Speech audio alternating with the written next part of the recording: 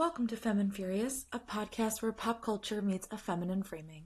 I am your host, Julia Rose Portela, and today we are on Apollo 15, journeying through Season 2, Episode 6 of The Last of Us. It is titled The Price. It was directed by Neil Druckmann, and it was written by Neil Druckmann, Craig Mazin, and Hallie Gross. But before we get into today's episode, let me tell you how you can follow the pod. You can subscribe on Spotify or wherever you get your podcasts. We are on all major podcasting platforms. You can also watch every episode on YouTube or on Spotify. You can follow the pod over on Instagram at FemmeandFuriousPod. You can send me an email. My inbox is open if you just want to send me like tear emojis about this episode of TV. I'm here for it, okay? You can send me an email at femmeandfuriouspod@gmail.com. And you can also join the 2Femme 2 Furious community. It is $10 a month,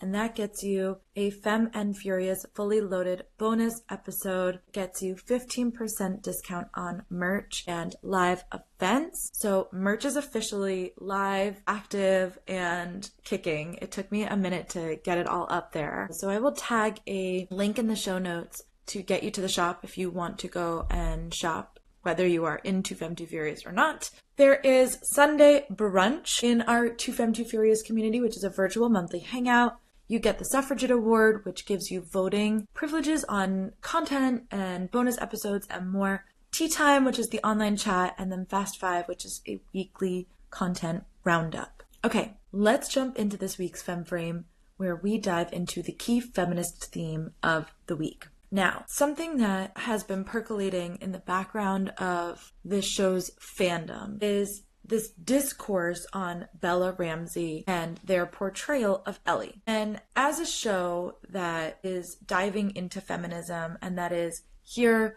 to support the femme community, whether they are non-binary or not, I really had a hard time last night while I was sifting through Reddit looking for people's reaction to this episode of TV. There is so much discourse on Bella and their portrayal of Ellie, and it really, really annoys me because Bella is doing such an incredible job of showing what they are capable of. Not that we didn't already know this. We knew this as an audience from Game of Thrones. We loved Bella in Game of Thrones. And here's the thing.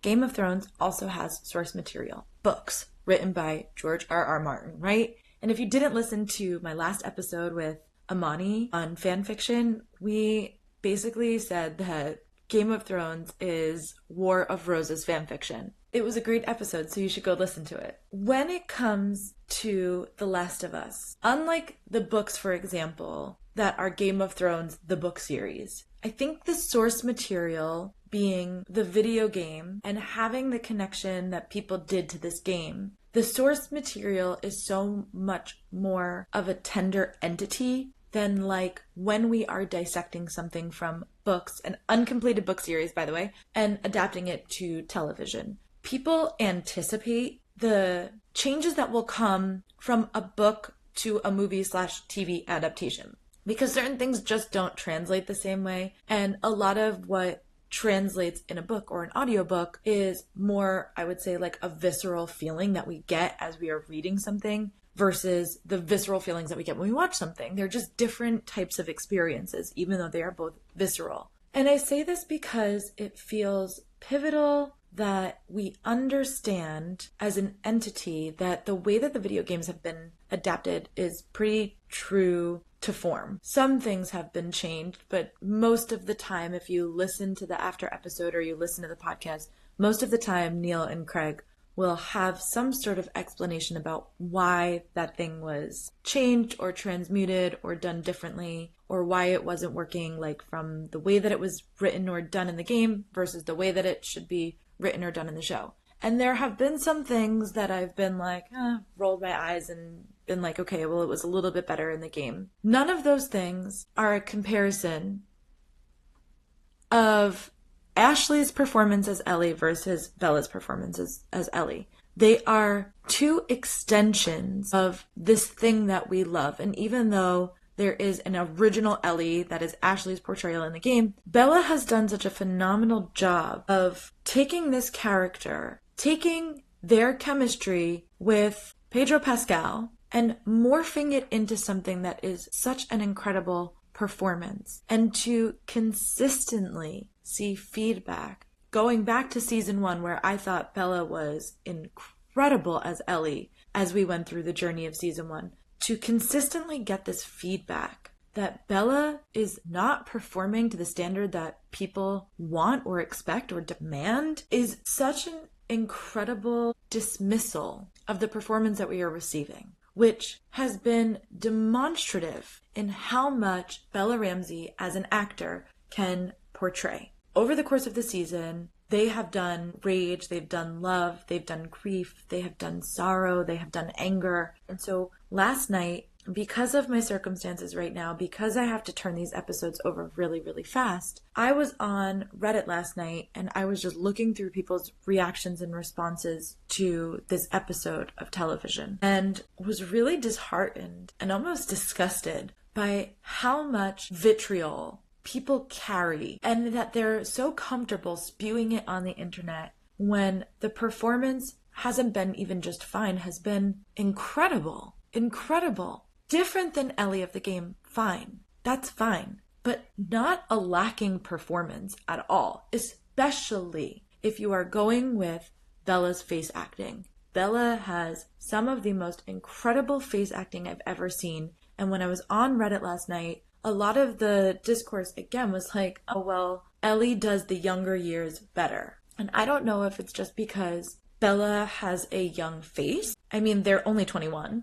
So they're not that much older than how Ellie is in the game. But that I don't know if it's because they have a young face or if people just genuinely are out to spew hatred just for the sake of doing so. Because I can't see anyone pointing to any valid concerns about the performance. And there are some people who do this, who critique these things, right? There are movie critics and TV critics, and then there are fans and people that are responding to this stuff. And again, a lot of the discourse that I'm seeing is like, Pedro's carrying a scene. Pedro is a senior actor compared to Bella. Pedro has been doing this for years that can't possibly be under Bella's belt yet because they're not old enough to have had that many years and still, I mean, have had many years of experience through their work in HBO with Game of Thrones. So also, not just a child we've plucked off the street to do this role. Somebody who has some serious acting capabilities and who thrives in this role. I really think that you can see their connection to this character. And I say this because there doesn't feel anything more pertinent to me on a show about feminism than defending the performance of a non-binary actor who is portraying a young woman, and that we are so quick as a collective to absolutely just cut that performance off at the knees for no critical reason other than they are a young femme-presenting person. And the value of what it is to tell stories about young women and what it is to be a femme-presenting, non-binary person who is being compared to senior actors like they're supposed to be giving the same performance when they're not. And so I wanted to start the episode here because I don't want this episode to be comparative of what Pedro does versus what Bella does. I want so much to discuss the symbiotic nature of their chemistry and what they are able to pull out of each other. And we'll see if I can get through this episode without crying, meaning choked up just thinking about the porch scene right now. The symbiotic nature of what these two people pull out of each other and the performance that they are able to give as we span 5 years of time and we watch the complexity of human nature. And that is so much what this episode is. That relationships are not simple. That our commitment to relationships is undescribable.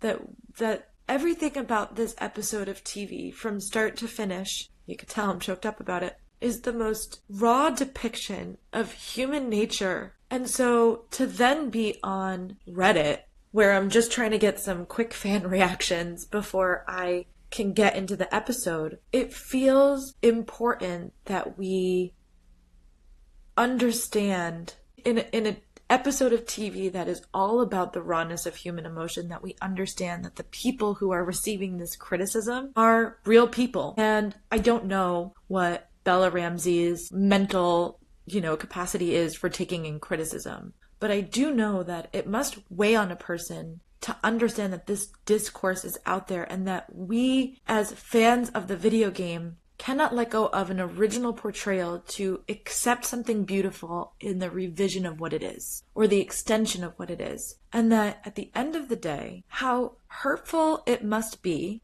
I don't know what their opinions or thoughts about this are, but how hurtful it must be to be a young non-binary actor in this world, landing a major role, not just one, but 2 major HBO roles, and have people compare your performance and then criticize your performance with your male counterpart, and that he is the one that carries the scene, and not in what their relationship has been together, what they've gone through together through these characters, but also, if you have ever watched any interview with Pedro and Bella, if you've ever seen them on the runway together, you can tell that Pedro Pascal, somebody who is so humble, so loving, right? Like, we love Pedro as women because he is clearly a safe man. And Pedro has a trans sister. They're very open about this. He's brought her to the red carpet for events and things like that, and is such an ally, an advocate in the trans community, to which non-binary people fall under the sort of trans umbrella. And I think when I intuitively sort of watch their relationship off screen, what I see is that Pedro, much like Joel, wants to protect Bella and has such a relationship that is cultivated from reverence and respect. And I think their friendship is genuine. Anyway, I just think that to constantly put Pedro, a phenomenal actor who deserves all of the clout that he has, up on a pedestal over Bella seems unfair. And that people hate on this performance so much of the fan feedback, rather, that I saw on Reddit was Pedro's carrying the scene. Pedro's doing a lot of heavy lifting here. And I really don't think so. I really think it is what is born from their relationship together. Anyway, that's our femme frame, because I think it's important to acknowledge that this discourse is out there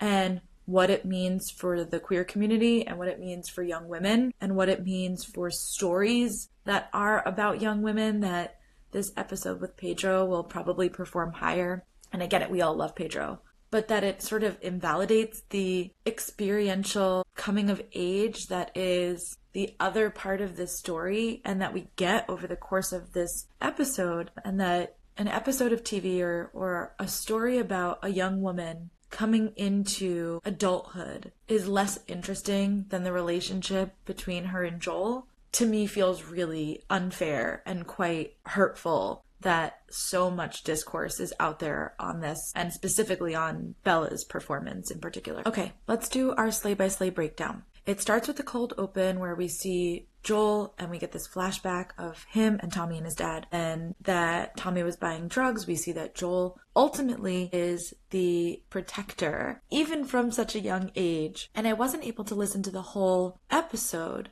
but I started to listen to the official podcast, and one of the things that Neil Druckmann said is, or perhaps it was Craig Mazin, I'm not sure now that I'm saying this, so I will just say it was on the official podcast that they said the reason that Joel's dad decides to get vulnerable here is because Joel decides to protect Tommy with violence. And it's in this moment that he can now reconcile that the torch has passed, basically, in a way. And that because he's used violence to protect, they can now have this conversation that is, what they said in the official podcast, probably the most vulnerable that this man has ever been in his entire life. And we get this opening, right? We get this conversation that they have at the kitchen table, which, by the way, anytime that there's a TV show where it's like just 2 people at a table or like 2 people having a conversation is some of my favorite acting work that ever gets done. And to have these 2 people having this conversation where he says, I'm doing it better than I had it, and hopefully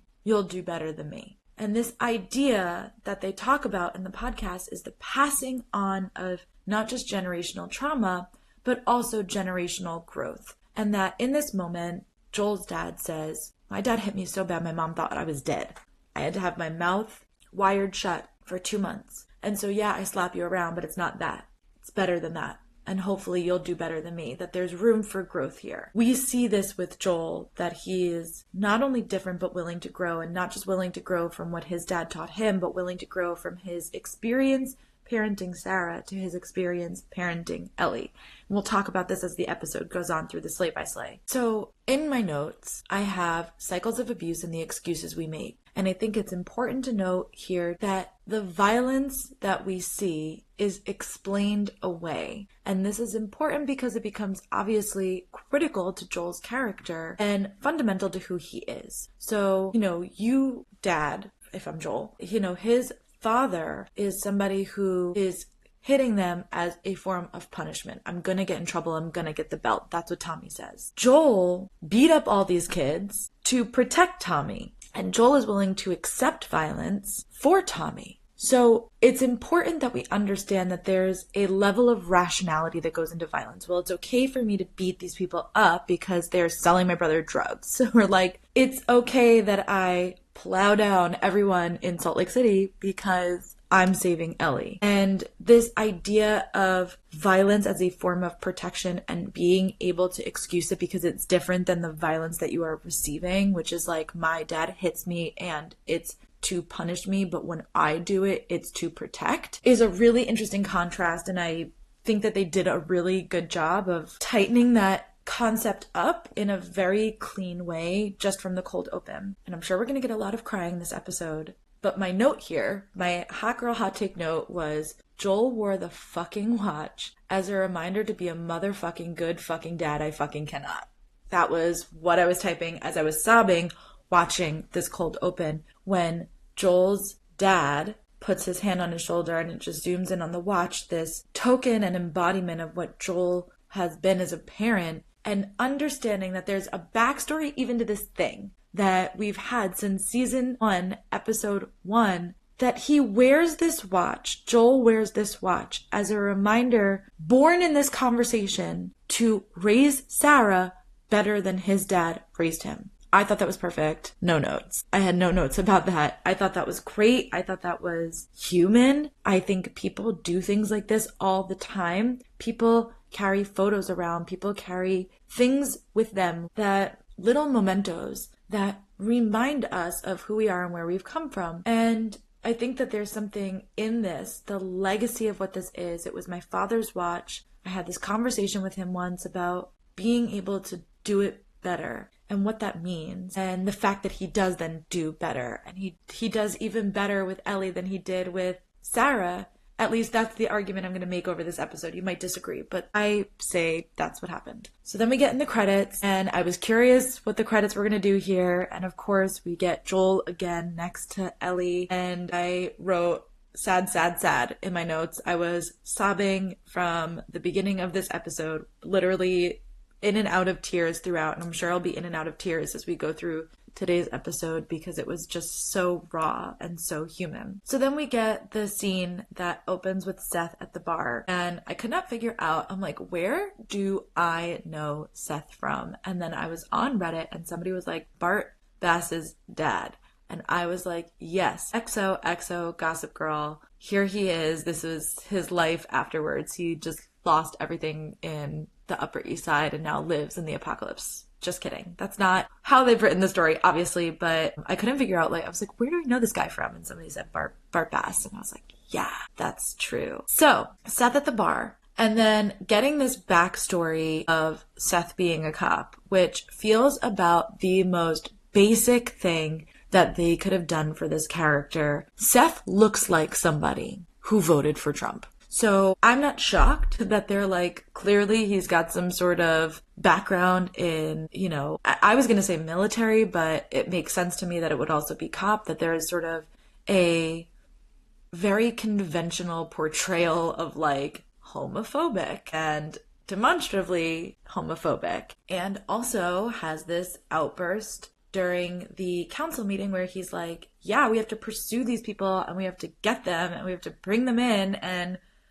bring them to justice. So getting this little bit of backstory just felt really basic. And then it cuts to Joel prepping the guitar and just seeing the care and the consideration that he puts in to this thing, that he carves an actual bone to create the bridge. That's not what it's called, but anyway, that little piece on the guitar. And he carves the moth in there because he doesn't understand what the moth means at this point, but he does take notice that she's drawing them in her notebook, and so he takes one and uses it as inspiration, right? He's paying attention to her. He told her he was going to do this thing, and he's following through on this promise, and so very interesting, right? The things that we're able to keep our promises for, the fact that he could promise her that he would do this, but not be able to tell the truth when asked about it at the end of season 1 in episode 9, where she said, swear to me.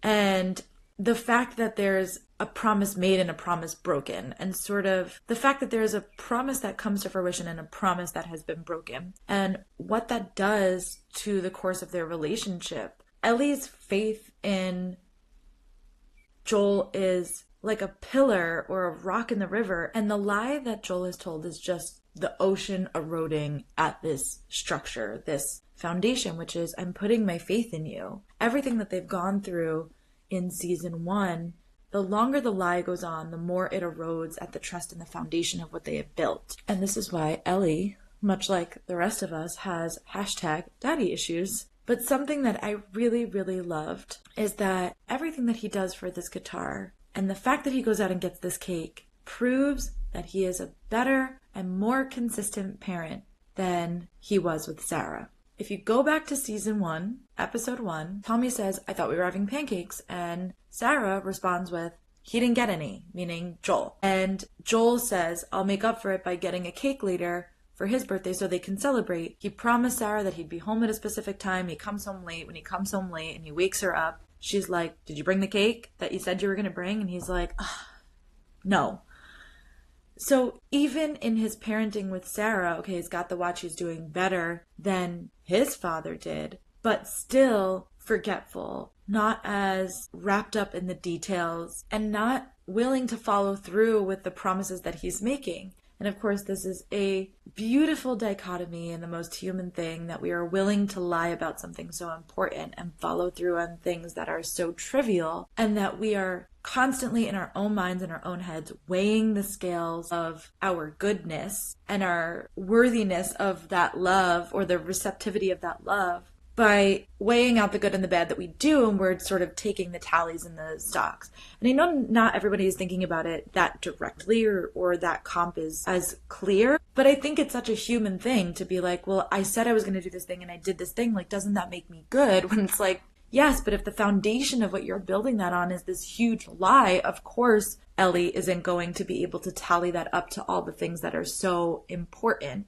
that you're doing here, that would hold so much more weight if she would have known the truth. And his inability to be able to let go, and the most human thing, that when a child is 14, and I have a 14-year-old sister right now, she has her own autonomy, and yet there's still a youthfulness about her. And there is something about the rite of passage as we get older to stop memorializing our parents and to start recognizing that they are people, that they're flawed, that they're not perfect or idealistic or whatever it is that we think in our sort of youth-like brain. And I think it's important to understand that Joel gets 2 goes at this. He gets his opportunity with Sarah to be better than his dad, and then he gets his opportunity again with Ellie to be better than he was with Sarah. And then we get that Ellie's burned herself, right? This is, I'm pretty sure in the game it's an acid burn. I could be wrong about that, but I'm pretty sure in the game she has an acid burn. And we get this scene with her and Tommy and Joel where she says, I was alone. Basically, I pulled my sleeve up and I burned myself on something hot. And then she had this disgusting line. You could see like my face contorting here, where she's like, it smelled like pork. And she's on painkillers. And the next day, when he's playing Future Days for her, something that is so important from the game, he ends that sequence by saying to her, I understand that this weight of what she carries of now having to keep her arm covered at all costs so that people don't understand that she's immune or that she's been bit. And she says that it's because she wants to wear short sleeves again. And I think that that's a part of it, but also that there's some desire in her to like burn this out of her that once again, and you see it throughout this episode, and I've said it before in the beginning of my coverage of this, Ellie's purpose, dictated to her by Marlene, by the way,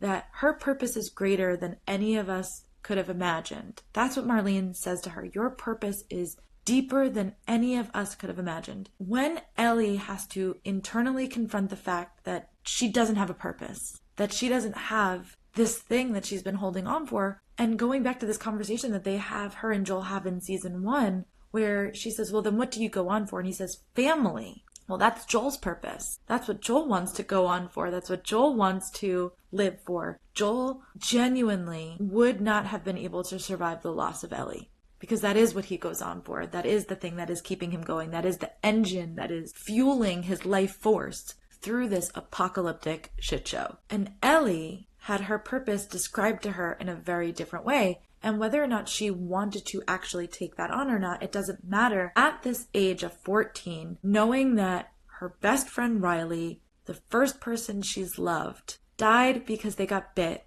And not only did she have to watch that person turn, but then she had to kill that person. And the guilt and the pain that she feels for every person that she sees after that gets infected, that she cannot save or protect. To the point where when Sam gets infected and he shows her the bite mark, she cuts her palm open and tries to smear her blood into his cut because she is hoping that there is something in her blood that is an antibody to cure him and keep him safe and keep him from turning. And so the immense guilt, survivor's guilt, and we've talked about it before on this show, that Ellie feels, and the fear that she must have that she will consistently outlive everybody around her. Because no matter what, the biggest threat is infected. And the fact that Ellie cannot become infected means that everybody else in this dog-eat-dog world is more at risk than she is, and there's nothing she can do about it. And there was one thing that she could do for it. There was one thing that she could do about it, and that was die for this cause. She could have died, and like she says at the end, my life would have fucking mattered. But then what would Joel's purpose be? And how would Joel be able to go on? And these are the ethical and moral dilemmas that The Last of Us continues to present to us, that we cannot help but feel invested in and argue about. Okay, and then we get the next morning with the cake. We get the birthday, Ellie's 15th birthday. And she's like, it's my fucking birthday, man. And she's got her hands full of cake and shoving it in her mouth. And I just thought it was really funny. One of the other things that I was thinking about here in this sort of 15th birthday scene, from the sort of fixing up the guitar to the very end when Joel says, I understand why you needed to burn yourself. It reminded me of season 1, episode 3, which was Bill and Frank's episode. And when Frank says, paying attention to things, it's how we show love. And the fact that this is a theme that emerges here that is so poignant because Joel is paying attention to Ellie. Joel does see her. Joel does know her. Joel wants to continue to know her, wants to continue to build a relationship with her. He doesn't understand the moths. We learn that later. He doesn't get them at all, but he knows that they're important to Ellie. So he carves one on the guitar. He knows that this moment that they shared on their way to Salt Lake City was important. So he shares the guitar with her. He knows that playing the guitar for her is going to be important for their relationship. He's disclosed to Ellie that he wants to have a sheep farm, and then he's like, well, just kidding. When I was younger, I wanted to be a singer. And we see here, he's terrible. He's quite fine at the guitar, but terrible singer. And she's like, it's my fucking birthday, man. And they share this moment. And the song, right, Future Days, which we only get to hear Ellie sing one little line from last episode, where she said, if I ever was to lose you, and then her grief takes over and she puts it away, and how that moment precedes Dina coming in and saying, I found them, and how that leads us through to the end of the episode where she tortures Nora. And this is such an amazing setup because Future Days is important to the video game, but also getting this moment with Joel. If I ever was to lose you, I would surely lose myself, right? And these lyrics that he's singing to her are a confession and a reconciliation of his decision in Salt Lake City. And so that the fact that we get this amazing sequence of how much detail he's put into it to sing this song to her, he could have sang any song to her, but he sings Future Days. He sings this one beautiful verse of Future Days and what they are sharing in this moment, because up until the end of this episode, Ellie and Joel never say I love you, but they say I love you in many, many ways. And this is one of those ways where he is saying it to her in a moment and offering her a space to connect over something that they have shared and pulling that together and like, don't you see the web that we are weaving? Don't you see the thing that we are creating? And of course, then the despondency that we get when we realize how this thing that they are weaving together, that Joel is so desperately trying to weave together, is fraying at the edges. But that in this moment, right here, as he sings Future Days to her, as we have this echo of Bill and Frank when he says, paying attention is how we show we love. This is the meat and potatoes of the show. This is what creates rich storytelling. This is what helps us understand all of Ellie's rage, because even though it's frayed at the edges, it is still something they have created together. And in this one particular moment, her 15th birthday, there is something so special about what they have shared that even though the lie is there, there are still many beautiful things, as is life, that there are so many rich, wonderful things that we can take away from something bad, and so many hurtful things that we can take away from something good. This is just the dichotomy of life. This is why we have silver linings. It's something that is so pivotal to the human journey, that we can love somebody and know that they've lied to us. And in this moment, just this one moment here, even though she knows that he's lying. She knows it from season 1 that he's lied to her. Just in this moment, it's okay. And she's going to pretend that it's okay. And then we get 1 year. It jumps ahead to her next birthday. I was really laughing quite hard when she was like, oh, because childhood has been so good for me so far. And they're going through the forest and they're making their way to this place, and they have the birds, bees, dicks, vaginas conversation. And this comes from the game too. Joel says something similar to Ellie in the game where he's like, I have a keen eye for these things. And she's like, yeah, I don't think so. And in the game, it's more subdued because of the way that Ashley portrays it. But here, Bella is almost entertained by how obtuse Joel is, because Joel does pay attention to the details of Ellie. Joel does acknowledge things about Ellie, right? And again, attention is how we show we care.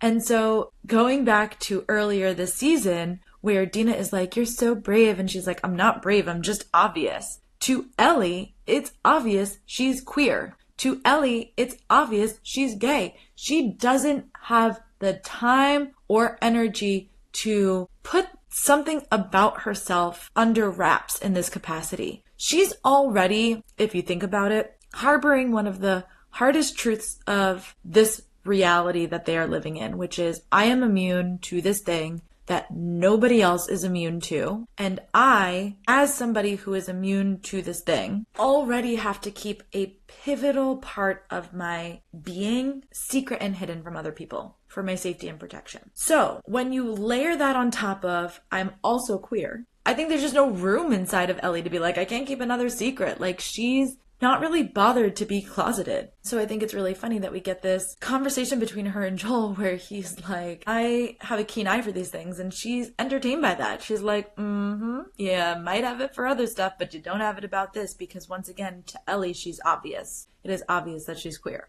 Then we get a scene from the game, literally right from the game, which is, I'm on a motherfucking dinosaur. And it's one of those things from the game that just sticks with you. It's so key to the game in that moment, and her climbing up and being on top of it, and just the joy, the absolute joy of what it is to be 15 and to still be youthful and to still be connected to this part of yourself. And again, paying attention to the details is how we show love. So bringing Ellie into this museum where they have the diorama of the solar system, and he goes, somebody must have greased it. He did. He came and he greased it because he knew that she would want to experience it, and she looks at him and there's so much love and reverence between the two of them. My literal note here is Bella's face is fucking incredible. She is so awestruck and enchanted by moving through this museum and seeing things in this capacity, especially all of the space stuff, because we know from season 1 that Ellie loves space. And then we see Apollo 15 and Joel says this is the one that actually went to space. And to see it overgrown, this was something that was just like a personal note for me. Stuff like this is where I find the apocalyptic storytelling the most incredible or the most interesting, because when something is in a museum, which is what they are walking through, we are, as a society, through having museums, keeping our artifacts and our history in pristine condition to preserve it. It's a preservation of types. And so this thing that actually went to space is sort of like rusted over, overgrown with leaves and nature. And to see something that we currently in our modern society that we would value as a piece of history that must be preserved, to see it just so overtaken with nature and like what that means and the death of our history as a society almost through apocalyptic storytelling is so fascinating to me.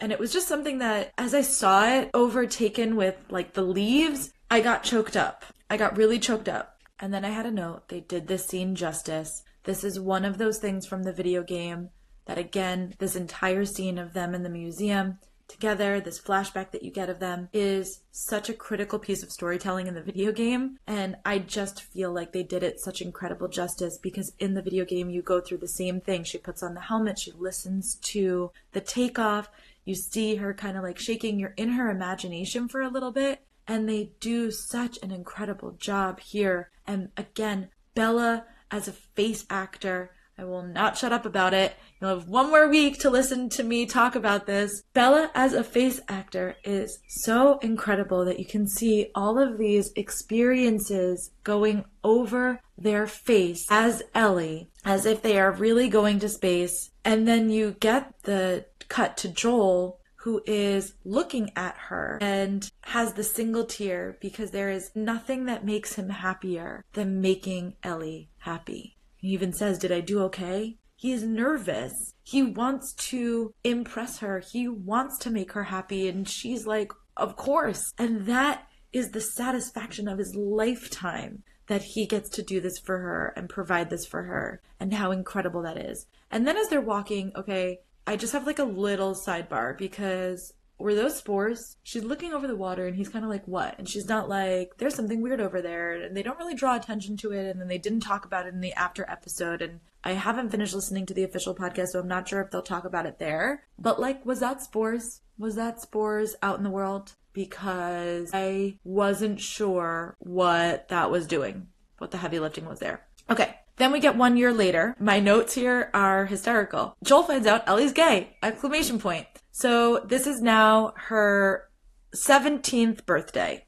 And this is the most parent-child moment that we could get in the episode, right? Ellie thinks that her dad is out on patrol, that he's not going to be home for a little while. So she has Kat over and she's smoking a joint and they're hooking up and Kat's giving her a tattoo. And Joel, as a parent, wants to surprise his child for her 17th birthday and comes home with the cake, right? And I just love that, like, in the beginning, again, there's a vanilla cake and then there's a conversation that Seth has with Joel where he goes, do you want vanilla or chocolate? Say vanilla because it's easier or quicker or faster or whatever he says. And Joel goes, vanilla. And I thought this was really interesting because in the back of my head, I was like, well, he probably doesn't even know whether she likes vanilla or chocolate cake. He probably doesn't even know what her preference is. Ellie may have never had a cake in her life before. She may have never eaten anything besides jerky. We don't know. I don't know what's going on in Fedra school, but I would say they're probably not having cake for their birthday in Fedra school. Just really interesting because now, you know, in her 16th birthday when they go to the museum,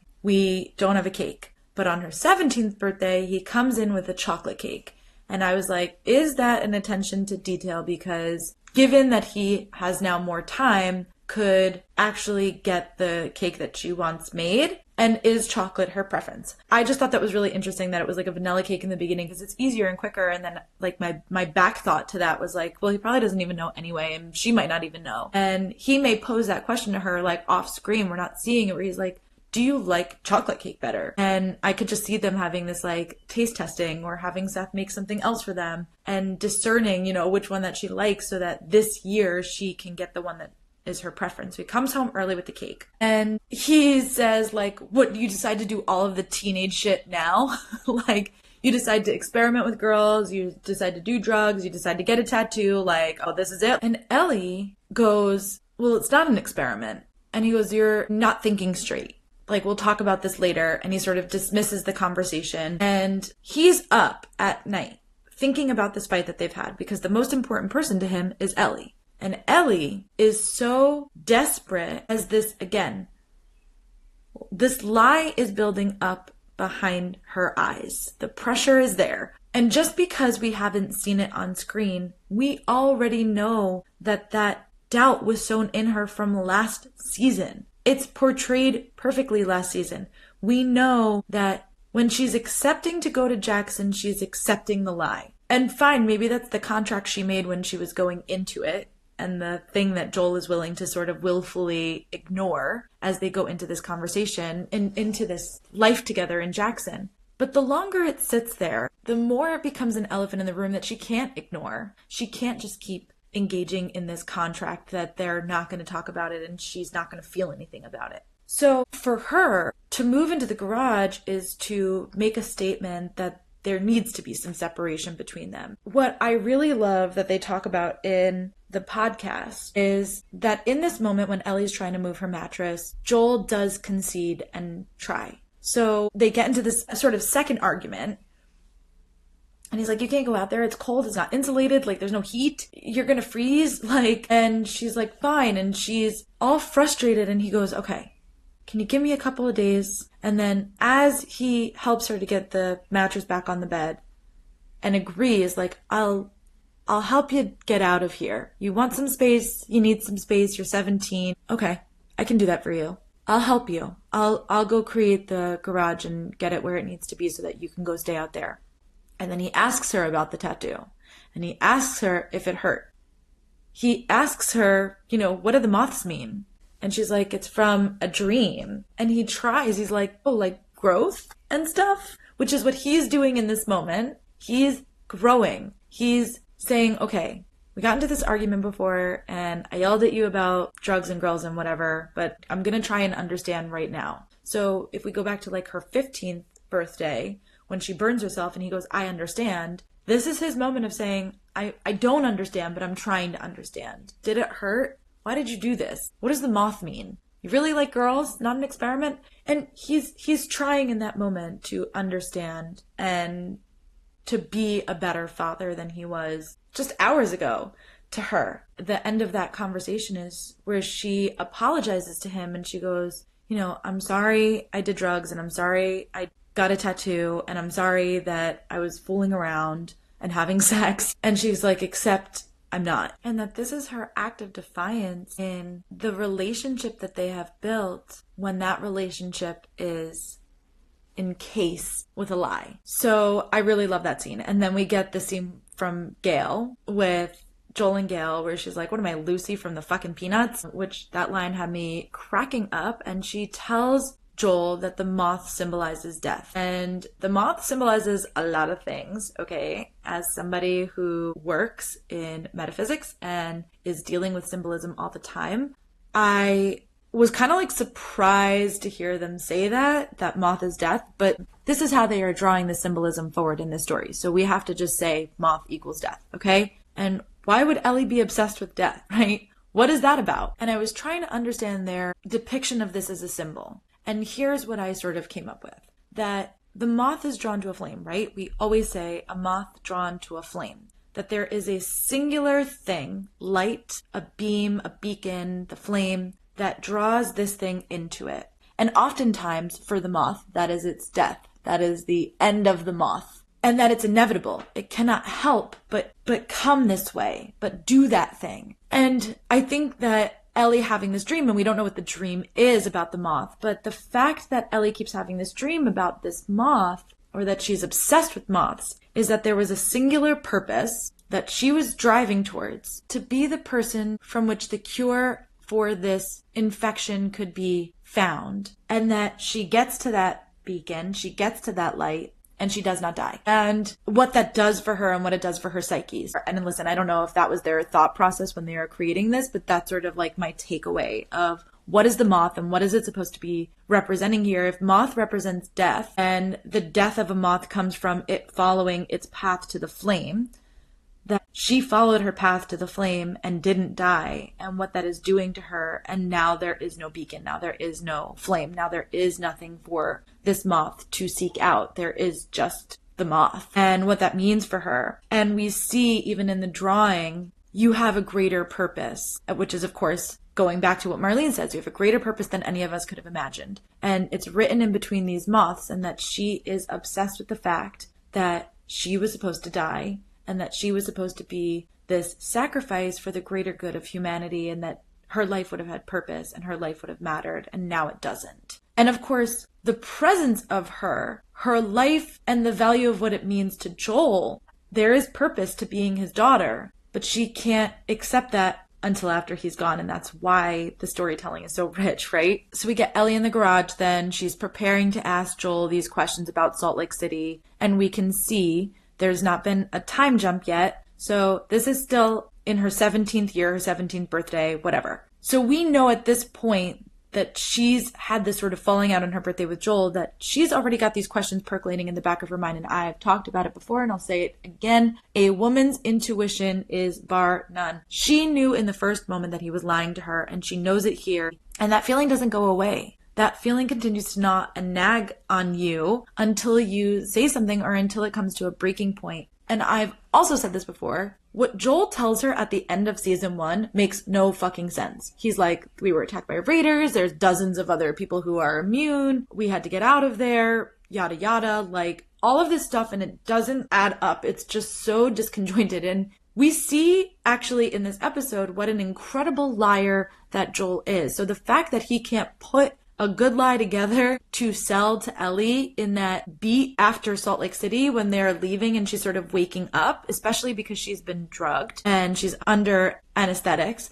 So the fact that she comes to and he still hasn't put like a good story together either tells you how traumatized he is, or tells you the fact that somewhere subconsciously he wants her to be able to poke holes at it and know that he's lying about this thing. So when she's saying these stories, she's like, well, if there's dozens of immune people and we get cut off. But she asked the questions like, if we were attacked by raiders and you had to hold me the entire time, you know, how did we get out? And if they got us with that smoke bomb a mile before we even got to the hospital, how is it that raiders got into the hospital? How did they even get close enough to get into the hospital? So she's poking holes at all of these questions because despite what they've done with her character this season, Ellie is quite smart. And she knows that the math ain't math in here, that it doesn't make sense, and that it's not adding up to a story that is cohesive altogether. And then it just sort of skips right over her 18th birthday. And I'm curious as to why they skipped over her 18th birthday, but I'm wondering if that'll be a flashback that we get in next season, or maybe even next episode. I'm not sure, but it seems weird that they would do 15, 16, 17 and then skip over it till now.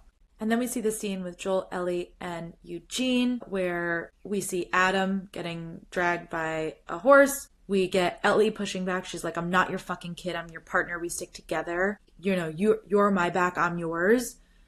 And once again, through the empathy and the understanding that we have of Joel, I literally have a note that was said, man, I feel bad for Eugene, but I low-key agree with Joel. What does this say about my ethics? And I think this is what the show tries to pose again and again, because bringing somebody who is infected, who doesn't have much time, even if they say he's got time, now that means that they have to be on horseback. He's got to be either on horseback with Joel or with Ellie. And fine, I mean, I guess that you can put him on horseback with Ellie because she's immune, but Joel's not going to do that because he's not going to allow Ellie to be in harm's way in any capacity. So what choice does Joel really have here other than to say they're going to walk him back, but by the time they walk him back, he might not have much time? I thought it was interesting that Eugene says the cordyceps makes you cold. I also loved that he was like, I need her last words for me. I don't need to give her my last words. I need her last words. I need to know how she feels about me. I'm dying. I'm terrified. I need Gail, please let her face be the last thing that I see. And then we get, once again, Joel's excuse. I had no choice. It was the right thing to do. I had no choice. And then she witnesses Joel lying through his teeth, not just to her where he promised her, but that this lie that he then tells to Gail, that it's this valiant ending to Eugene. And Ellie in that moment just triggered, can't let go of it. And this is different than how she finds out in the game, but basically she's saying, I'm watching you do the exact same thing that you did to me, and you're doing it the exact same way. You promised me, but that's not the language that she used. She says, you swore, which is what she says at the end of season 1. Swear to me that everything with the Fireflies is true. And Joel says, I swear. And they go into Jackson. So it's not in this moment where she is saying, you just promised me and you broke that promise and I'm hurt by that. She's saying, you gave me the exact same look with the exact same eyes and the exact same face, and you swore to me that everything that happened with the Fireflies was true. And we already know that she's doubting it going into this scene. But now she's witnessed the same lie, same face, same expression again, and having to reconcile that within herself. And then we get 9 months later and just having Tommy say to Joel, see you next year, which is obviously like this funny, cute little thing that we do on New Year's Eve when we're like going to bed or, you know, talking to somebody at work and we're like, see you next year, when next year is tomorrow. This idea of like this funny sort of dad joke that we tell consistently in culture, that what he means is, well, I'll see you in a few minutes. But because of everything that happens with Seth, he doesn't get to see Joel again. So he says, see you next year, but he doesn't ever actually get to see him again. He never sees Joel again. This is his last conversation with him. And I love that Maria and Joel get to have this conversation where she goes, Uncle Grumpy is family and family helps each other out if you need it. And then we see that in action moments later where Ellie is also a part of the family, right? Is also a part of their unit, is also a part of their pack. And the second that we see Joel get up to go and defend his family after Maria has just said, you know, family helps each other out, he's getting up to defend her. Maria then escorts Seth out. And I talked about this in the beginning of the season when we got the scene where I said it's important for us to understand over the course of this season with the different scenes with Maria that Ellie has other people who love her and who want to protect her. And that in that moment, she could have kicked Joel out and been like, there's no violence at these parties. But what she does instead is she escorts Seth out and she goes, there's no room for homophobia with my family. Or whatever that looks like. She doesn't say that, but that's what's happening in this moment, right? So I have a note that says then, I kind of wish that we weren't getting the porch scene here because in the video game, the porch scene is one of the last scenes that you get in the video game. And for the way that the show ends, it's so important to have that scene at the end. I mean, the last like hour of the video game genuinely makes me cry. But this scene between Joel and Ellie is so incredible. It is the most human thing that exists, where she's frustrated with him because he's trying to protect her and she knows that this is his shtick, right? She's like, I had everything with Seth under control. And he's like, I know. But he can't help it. He loves her. He cares about her. He wants to protect her. This is his job. This is his purpose, is to protect. And we see that from the very beginning when he's trying to protect Tommy from their dad. And the fact that he says to her, I'm going to pay the price because you're going to turn away from me. And that this is the thing that he has been avoiding, that he is so ashamed of what he's done. He didn't want to kill all of those people. He genuinely feels remorse. You can see it on his face. He doesn't even have words for it. He can't even get it out. But when she has this outburst where she says, you took that from me. You took my purpose from me. My life was supposed to matter. And this is the most real and human thing. And one of the things that Neil and Craig talked about in their podcast last episode, is the fact that we work through ethical or moral dilemmas through our imagination. So we can put ourselves in Joel's shoes and we can say, well, what would I do in that situation? I wouldn't have killed the doctor. But the reality is we don't really know what we would do in those situations until we're actually in them. We think we would act a certain way, but we don't know. And I am somebody who, I have 2 younger sisters. They are a huge part of my life. They are pretty much everything that I feel that I have to live for. It's the reason that you want to do better in the world. It's the reason that you want to be a good person. It's the reason that you want to work on yourself. I would like to say that I am not a violent person. I could never imagine in any reality that I would want to kill or delete somebody off of this earth. But I don't know what I would do or what I would be capable of or what I would be moved to consider my ethical and moral boundaries if my sisters were in harm's way. And I know that Neil and Craig have said the same sentiment about being fathers and being in relationship with their children and what we are capable of as parents or as people who love other people. That we think that we're not capable of something until we are put in a situation that is unimaginable. And Joel is put in a situation at the end of Salt Lake City that's unimaginable. It is unfathomable to have to imagine that your one person that you love and care about so intimately, so profoundly, is the only person that could cure this infection that is hurting all of humanity. And it is unfathomable to imagine that you would have to be put in a position that is so innate, so instinctual within you that you would make that choice. And so he says to her, if I was given the choice, I would do it all again. And she goes, yeah, you would make this choice again because you're selfish. And he goes, no, I would make this choice again because I love you. Because I love you, Ellie. And because I love you in a way that you can't possibly even understand. And he's like, and maybe you do. And he's like, but I'll offer you this. I've done a little bit better than my dad. And I would argue, he doesn't say this, a little bit better than I did with Sarah. And one day when you have your own kids, hopefully you do a little bit better than me. And how much weight that puts on Ellie, who has now just been like, I'm going to be a dad in this relationship with Dina where they're starting their family. And what this journey of having to do a little bit better will be. My last note was quite literally, I am in a pit of despair. But I thought that was amazing. What a wonderful episode of TV. Sadly, we must put it on the shelf and crack open the burn book where we will look at our superlatives for this episode. The Bold and Bothered Award. I'm going to give this to Gail and her, what am I, fucking Lucy from the Peanuts line, because here she is reading a novel that is about a pandemic and an apocalyptic world, dystopian world. And she just wants to sit and read her book. And I get this. As a woman myself, okay, I have my Kindle at work, and I used to have this coworker. He doesn't work here anymore, but he would always see me with my Kindle and decide that I still wanted to have a conversation with him. And the dilemma that we get as women where we like don't want to politely tell somebody to fuck off, but I'm like, don't you think that if I'm sitting here reading a book that I am not giving off the vibe that I want to have a conversation? Gail is sitting here with a book. She just wants to sit here with her book and have her coffee and eat her meal. And Joel's like, can you actually help me psychoanalyze my entire life? Is that okay? And I just felt this, and I felt that line to my core. The She-Wrote Award. I'm giving this to, I'm on a motherfucking dinosaur, because that is iconic, and I love that line, and I love Ellie in that moment.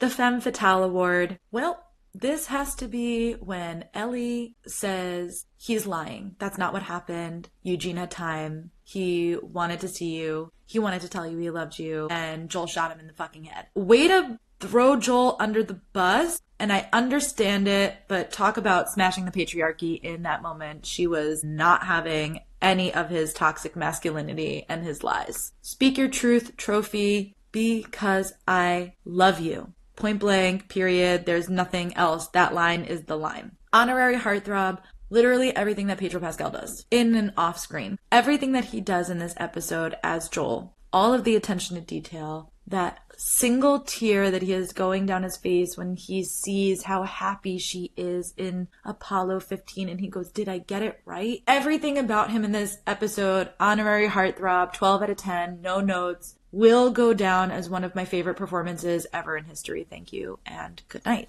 And that's it. That's our episode. That's Femme Furious this week. If you like this episode of Femme Furious, please leave a review, share it out on your socials.